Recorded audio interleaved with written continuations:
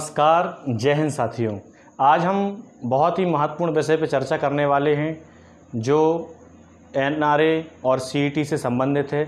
बहुत सारे बच्चों के मन में ये सवाल पैदा हो रहा है कि आखिर ये एनआरए और सीईटी क्या है। तो एक बात आप हमेशा याद रखिए कि हम जो तैयारी करते हैं वो तैयारी इसलिए नहीं करते कि हम कोई नॉलेज बहुत ज़्यादा लेना चाहते हैं, हम बल्कि इसलिए तैयारी करते हैं कि नॉलेज तो हमको चाहिए ही है, उसके अलावा जो हम सरकारी नौकरी चाहते हैं तो वो भी हमको मिले। भाई इसीलिए तो हम सरकारी नौकरी की तैयारी करते हैं। पता चला कि हम पढ़ते तो बहुत हैं लेकिन अगर सरकारी नौकरी ना लगे तो फिर ऐसा पढ़ने का क्या फ़ायदा। तो एक बात याद रखिए कि जो सीईटी और एनआरए आया है तो इसका अगर हमको पैटर्न पता है तब तो हम एक अच्छी दिशा में, सही दिशा में जा रहे हैं। लेकिन अगर हमको इसका पैटर्न ही नहीं पता कि सीईटी और एनआरए क्या है तो फिर हमारी सारी तैयारियां व्यर्थ हैं। तो सबसे पहले मैं आपको बताऊंगा कि सीईटी और एनआरए है क्या, उसके बाद में और भी चर्चाएं करूंगा कि मध्य प्रदेश शासन ने भी इसको लेके और भी क्या घोषणाएँ की हैं। ठीक है, तो सबसे पहले मैं आपको बता दूँ कि एनआरए, तो एनआरए का जो फुल फॉर्म होता है वो होता है नेशनल रिक्रूटमेंट टेस्ट एजेंसी। ये एक एजेंसी है जो कंडक्ट कराएगी क्या, जो पेपर करवाएगी सीईटी का। सीईटी का मतलब है कॉमन एलिजिबिलिटी टेस्ट। अब ये जो टेस्ट है ये 3 प्रकार से होगा। जैसे कोई व्यक्ति ग्रेजुएट है तो उसके लिए अलग से पेपर होगा, मतलब जिसका ग्रेजुएशन कंप्लीट हो गया है उसके लिए अलग से। कोई हायर सेकेंडरी मतलब 12वीं पास है, 12th पास है तो उसके लिए अलग से होगा। कोई 10th पास है तो उसके लिए अलग से होगा। इसके बाद मैं आपको बता दूं कि ये जो पेपर बहुत सारे होते थे, जैसे एसएससी होता था, रेलवे है, बैंक है, तो इन सब के पेपर अलग अलग होते थे, अलग अलग फॉर्म भरे जाते थे। लेकिन अब ऐसा नहीं होगा, एक ही फॉर्म हमको भरना पड़ेगा और सारे पेपरों का जो प्री एग्ज़ाम होता था वो सबका क्या होगा, सीईटी के थ्रू ही होगा। तो प्री एग्ज़ाम सीईटी से आएगा।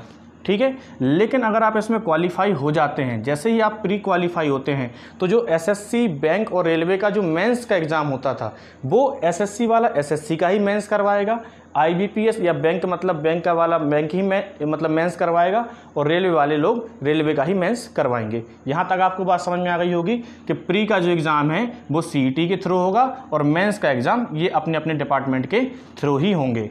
इसके बाद स्कोर कार्ड वैलिडिटी की अगर हम बात करें तो जो इसका स्कोर कार्ड मिलेगा वो हमारा 3 साल के लिए वैलिड होगा। कि अगर एक बार हमको नंबर जो मिलते हैं, अगर हम उस स्कोर कार्ड को आगे आने वाली वैकेंसियों में लगाते हैं, अगर हमारे नंबर अच्छे हैं तो फिर वो वहाँ भी वैलिड होगा। एज रिलैक्सेशन की बात करें तो गवर्नमेंट पहले से भी जो एज मतलब तय करती है, जो पैमाने उसके तय होते हैं तो वो तो एज होनी चाहिए। लेकिन उसके अलावा जो सरकार तय करती है, जो एससी, एसटी और ओबीसी और अदर को और एज रिलैक्सेशन देती है तो वो भी इसमें इंक्लूड रहेंगे। ठीक है, इसके बाद बात करें कि इससे फ़ायदा क्या होगा तो reduce time taken selection process. मतलब जैसे अभी कोई भी वैकेंसी आती थी तो उसके सिलेक्शन में बहुत ज़्यादा समय लगता था। कि जैसे मान लो अगर पेपर अभी हुआ तो पता चला ज्वाइनिंग 2 साल में हो रही, 3 साल में हो रही, लेकिन अब ऐसा नहीं होगा। सिलेक्शन प्रोसेस भी बहुत जल्दी हो जाएगी, जल्दी से जल्दी ज्वाइनिंग आएगी। इसके बाद 1000 सेंटर, इसके ऑल ओवर 1000 सेंटर होंगे ऑल इंडिया के हिसाब से, और 1 सेंटर डिस्ट्रिक्ट, मतलब इसका मतलब ये है कि प्रत्येक ज़िले में 1 सेंटर भी होगा। This score card shared central government, state government, PSU, private sector. मतलब जो इसका स्कोर कार्ड है ये आपका सेंट्रल गवर्नमेंट की कोई भी वैकेंसी आए, स्टेट गवर्नमेंट की, पीएसयू की या प्राइवेट सेक्टर की कोई भी वैकेंसी आएगी वहाँ आप इस स्कोर कार्ड का यूज कर सकते हैं। CET exam twice a year और मल्टीपल लैंग्वेज।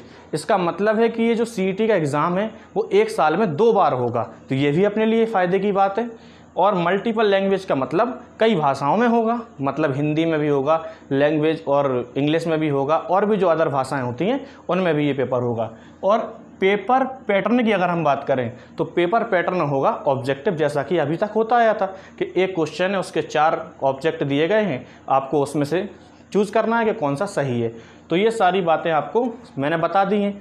अब मैं आपको ये बता दूं कि ये बात जो है एनआरए और सीईटी की, ये है तो बहुत ज़्यादा फ़ायदेमंद। क्यों? क्योंकि जैसे हम पेपर की तैयारी करते हैं तो एसएससी वाला अलग से पढ़ रहा है, उसका सिलेबस अलग है, उसका जो फॉर्म है वो अलग से भरा जा रहा है, बैंक वाला अलग फॉर्म भर रहा है, रेलवे वाला अलग फॉर्म भर रहा है। लेकिन अब ऐसा नहीं होगा, हम लोग फॉर्म एक ही भरेंगे और उसका प्री का एग्ज़ाम सबका एक जैसा ही होगा। ये बात क्लियर है? ठीक है, अब हम बात करते हैं कि मध्य प्रदेश के लिए सरकार ने क्या घोषणाएं की हैं। तो आज शाम को ही माननीय मुख्यमंत्री शिवराज सिंह चौहान जी द्वारा उनके ऑफिशियल ट्विटर अकाउंट पर उन्होंने बोला है कि अब मध्य प्रदेश की भी जो सारी सरकारी नौकरियां होंगी वो एनआरए और सीईटी के थ्रू ही भरी जाएंगी। इसका मतलब इनडायरेक्टली यही निकलता है कि मध्य प्रदेश में अब कोई एग्ज़ाम आगे नहीं होगा। भाई जब सारी वैकेंसियां सरकारी आप सीईटी से ही लेंगे तो फिर और एग्ज़ाम होने का तो कोई प्रश्न ही नहीं होता। बात क्लियर है कि नहीं? अब जब एग्ज़ाम वो नहीं कराएंगे, एग्ज़ाम सीईटी को ही कराना है, तो फिर सीईटी अपना सिलेबस देगी, तो इस सिलेबस से तो फिर कोई मतलब ही नहीं है। तो बात क्लियर है कि नहीं? अब जो सीईटी आया है वो आया है सेंट्रल लेवल के लिए, तो सेंट्रल लेवल पे जो सिलेबस अभी तक फॉलो होता आया था तो कहीं ना कहीं मिलता जुलता वही सिलेबस फॉलो होगा, तो उस सिलेबस को ही हमको फॉलो करना पड़ेगा। जैसे मैं आपको बता भी देता हूँ कि अभी तक क्या सिलेबस आता था। चाहे हम एसएससी, बैंक या रेलवे किसी की भी बात करें तो सब में मैथ, रीजनिंग और जीएस सब में कॉमन होता था। मतलब ये सिलेबस तो आना ही है। अब हो सकता है कि मैथ में ऐसा होता था कि एसएससी में एडवांस मैथ आती थी, बैंक में नहीं आती थी, लेकिन अब दोनों में थोड़ा बहुत तो कुछ मिलजुल करेंगे कि हो सकता है बैंक के सेक्टर में भी थोड़ा सा, भाई जब कॉमन पेपर होगा तो थोड़ा सा एडवांस के जो टॉपिक हैं हो सकता है उस कॉमन पेपर में डाले जाएँ, तो जो बच्चे बैंक की तैयारी कर रहे थे उनको एडवांस भी पढ़ना पड़ेगा। बात क्लियर है कि नहीं? अब रीजनिंग की बात करें तो बैंक की रीजनिंग थोड़ी सी अलग होती है, तो हो सकता है कि कॉमन पेपर में रीजनिंग भी वही डालें, थोड़े बहुत टॉपिक। तो जो बच्चा एसएससी की तैयारी कर रहा था उसको बैंक की रीजनिंग थोड़ी सी पढ़नी पड़ेगी। तो मेरा कहने का मतलब यही है कि अगर आप कंप्लीट मैथ पढ़ते हैं, आप ये मत सोचिए कि हमको अब एसएससी या बैंक, आप कंप्लीट मैथ पढ़िए, कंप्लीट रीजनिंग पढ़िए और कंप्लीट जीएस पढ़िए, तभी आपको फ़ायदा होगा। और मैं आपको एक बात और बता दूं कि एग्ज़ाम की तैयारी तो बहुत सारे लोग करते हैं, लेकिन सिलेक्शन ना होने का कारण सिर्फ यही है कि उनको यही नहीं पता कि एग्ज़ाम में आना क्या है, क्योंकि एग्ज़ाम में जो आना है अगर हम वो पढ़ेंगे तो हमें ज़्यादा अच्छा होगा।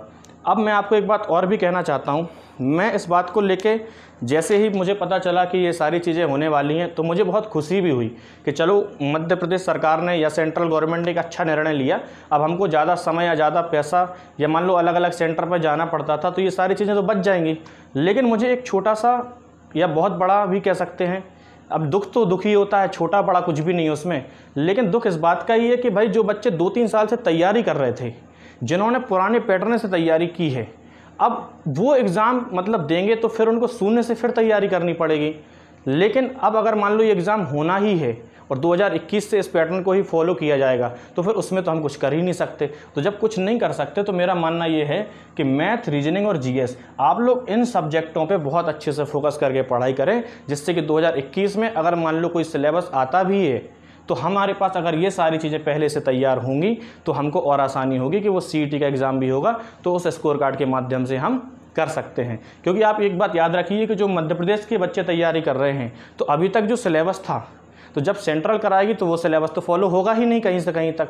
तो जब सेंट्रल में ये सिलेबस फॉलो होना है तो मेरे ख्याल से आपको तैयारी भी इसी तरीके से करनी चाहिए। और आप इस बात की बिल्कुल चिंता मत करें, मैंने जो आपसे बोला है कि मैं आपके साथ हूँ, जहाँ तक मेरा सहयोग हो पाएगा मैं हमेशा आपका सहयोग करूंगा। और ये बातें सारी कंप्लीट होती हैं यहाँ पर। मुझे उम्मीद है कि ये सारी बातें आपको समझ में आई होंगी। फिर भी अगर कोई दिक्कत, कोई डाउट है आपको तो आप मुझसे पूछ सकते हैं कमेंट के माध्यम से। मैं उम्मीद करता हूँ कि ये वीडियो भी आपको पसंद आया होगा, तो लाइक, कमेंट और शेयर भी आप करें। बाकी सभी लोग अपना ख्याल रखें और हमेशा खुश रहें। जय हिंद साथियों।